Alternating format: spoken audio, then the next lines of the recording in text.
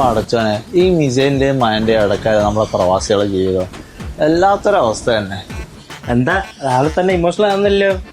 അല്ല, ഞാൻ നമ്മുടെ അവസ്ഥനെ പറ്റി പറയാ. ഇതോടെ പോയി ഇവിടെ നീണ്ട ഷെഡ്യൂൾ ഉണ്ടോ? അത് നിന്റെ ഷട്ടിയായിരുന്നോ?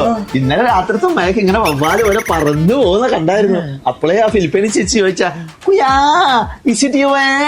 അതെങ്ങനെ പറഞ്ഞു?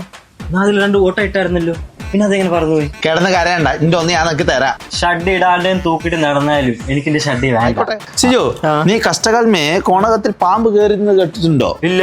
ഇല്ലേ? എന്നാ നീ കേക്കണ്ട. നീ കേട്ടിട്ടുണ്ടോ? ഇല്ല, കേട്ടിട്ടില്ല. എന്നാലും പറഞ്ഞു. കഴിഞ്ഞ മാസം യുദ്ധം കാരണം പണി പോകുന്നു പേടിച്ചിരിക്കായിരുന്നു ഞാൻ.